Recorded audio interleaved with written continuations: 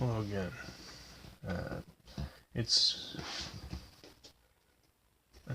time again for another profile, and we're going to be doing artifacts and old but gold.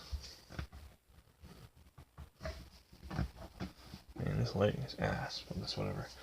A couple of things to probably point out. This deck is actually pretty old, counting Zuxel. 2, they're all level 5. And 3, they have a really cool little gimmick mechanic in them that if they're destroyed during the opponent's turn while they're in the back row, because you can set them as spell cards, you can special summon them. The summon is mandatory, mind you, so you gotta be really careful about that. And we'll begin. We've got 2 morale attack. Everything that was just stated. If you summon during the opponent's turn, destroy 1 face-up card on the field. 2 Vajra. The reason I put the deck together was this guy, because I saw one after I opened it in Max Crisis, and I was like, oh, they've got support. Let's do something with it. He has the same effect as the rest of them. Be, set, destroyed, summon.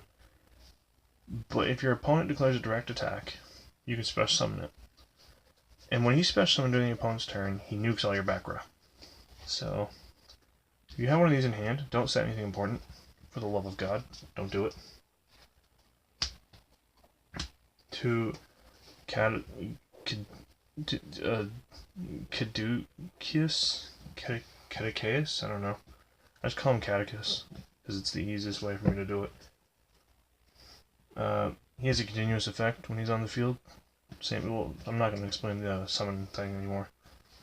While he's face up on the field, if you summon an artifact during your opponent's turn, you draw 1 for each. Belgatak, or Galtak.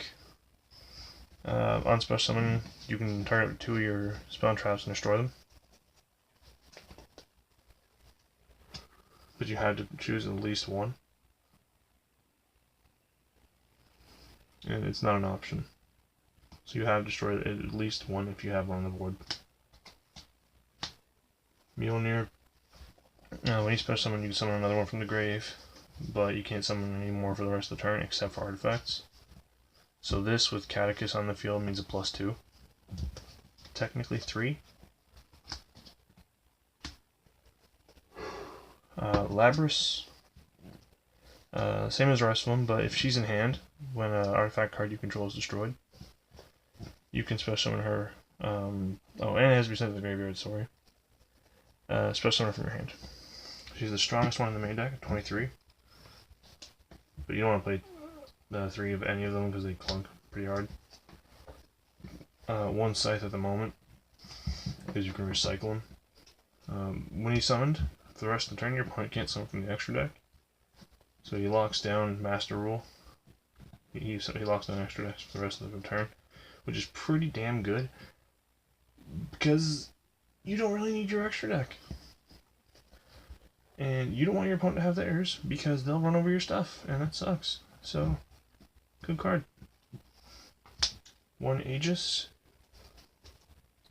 Protects your stuff from being targeted or destroyed by opponent's artifacts for the rest of the turn. Achilles Shield.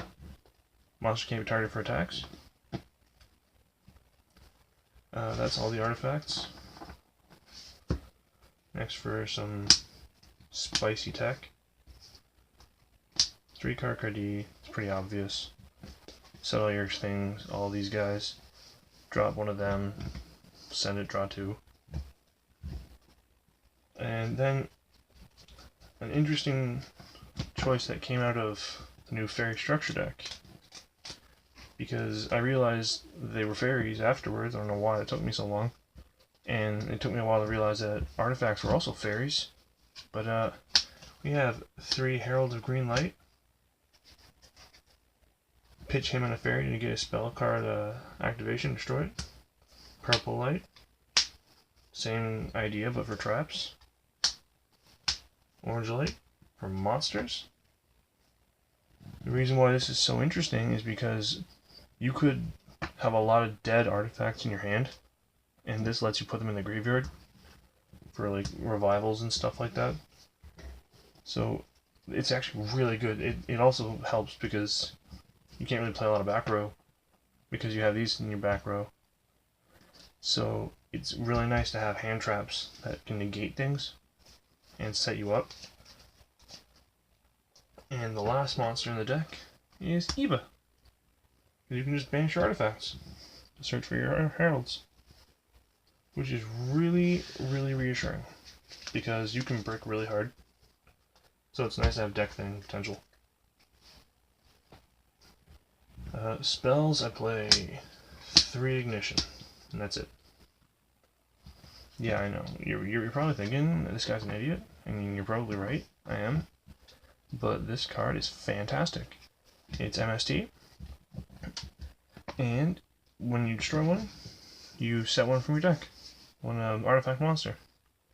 So, you could pop one of your monsters, say like Biog Attack, set one, and then Biog Attack's effect summons itself and destroys it. And you get 2 for 1. And if it's destroyed by the opponent's card effect, they skip their next battle phase.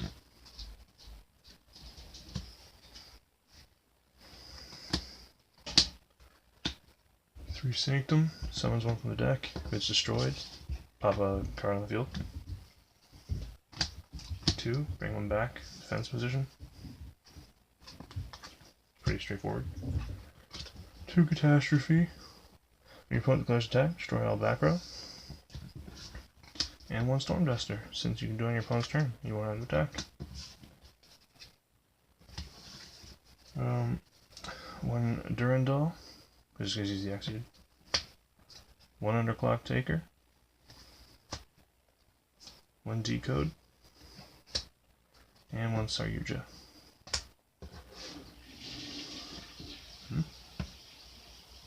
One second.